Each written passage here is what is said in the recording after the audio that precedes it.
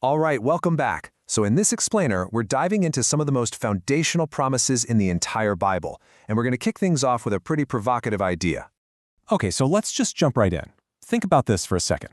What if those huge, sweeping promises that God made to the nation of Israel, what if they were never actually dependent on whether or not Israel could hold up their end of the deal?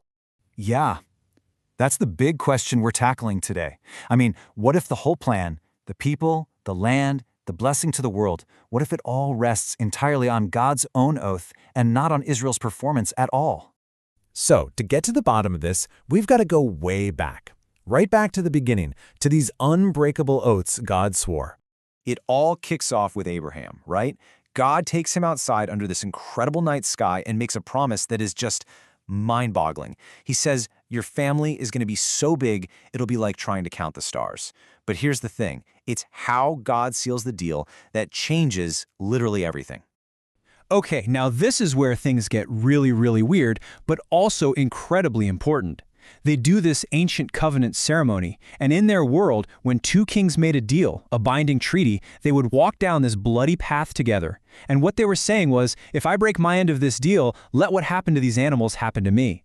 It was the ultimate I swear on my life. But look what happens. Step 3. Abraham is put into a deep sleep. He doesn't walk the path. God alone, in this form of smoke and fire, passes between the pieces. He's the only one taking the oath. He's basically saying, this is all on me.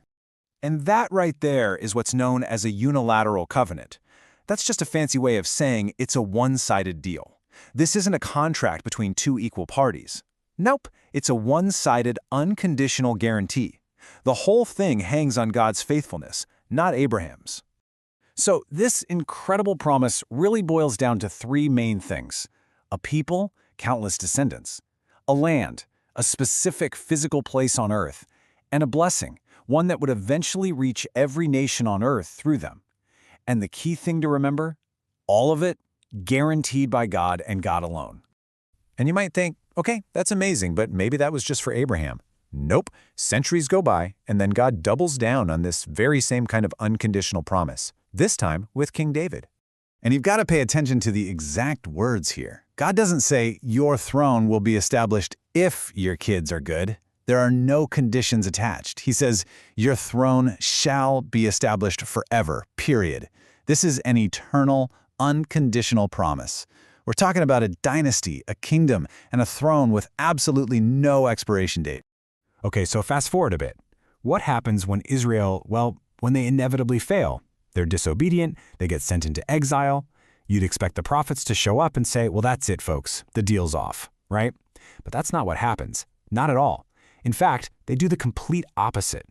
Instead of canceling the promises because of Israel's failure, the prophets actually intensify them. They double down.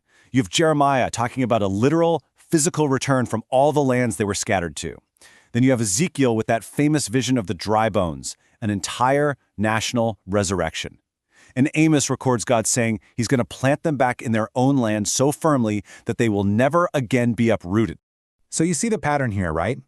The key takeaway is that these promises are not vague. They're not just symbolic. The prophets didn't start talking about them in some spiritual, metaphorical way. No, they got more concrete. We're talking geographic, national, permanent, a real place for a real people, forever. And all of this leads us to a really big, kind of sobering question. When we look at history and just look at the world around us today, what do we actually see? Let's just be blunt about it. Has this permanent, secure, never to be uprooted again restoration, has it actually happened yet? Look at the nation of Israel today.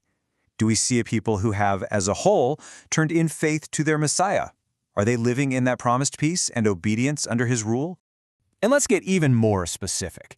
Is Jesus, the Son of David, right now, at this very moment, physically sitting on a throne in Jerusalem, reigning over the nations of the earth?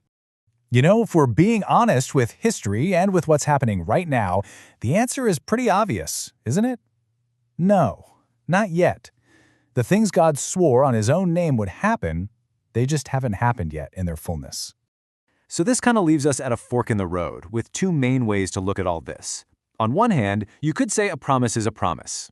Israel literally means the nation of Israel. The land means that specific piece of real estate. And forever means, forever. The promises are literal and we're still waiting for them to be fulfilled. But then there's another view. This is the idea that the promises have been redefined, that maybe Israel now spiritually means the church, and the land is a metaphor for heaven, and forever wasn't meant to be taken quite so literally. And that's where this gets really personal for all of us, right? Because you have to ask, if God can change the terms of an unconditional promise he swore on his own name, what does that mean for the promises he's made to you and me?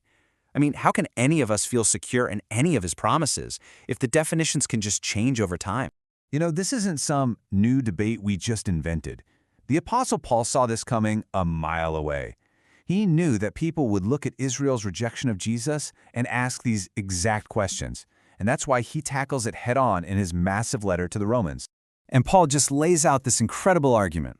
He makes it crystal clear that God is not finished with national Israel. He says, look, their spiritual hardening, it's partial, not total, and it's temporary, not final. He uses this powerful picture of an olive tree to show how non-Jews are grafted into Israel's blessings. We're not a replacement. And then he points to this future moment when all Israel will be saved, a huge national salvation event. And this is his big finale, the mic drop moment of his entire argument. Talking specifically about God's promises to Israel, Paul just declares it. For the gifts and the calling of God are irrevocable. They can't be taken back. Ever. So the implications of this, they're just massive. It changes how you read so much of the Bible, and even how you understand what's happening in the world. That's why in our next explainer, we are going to dive straight into Romans 11. We're going to park there and walk through Paul's logic step by step to see exactly how the apostle himself saw the future of Israel and these unbreakable promises of God. You are not going to want to miss this.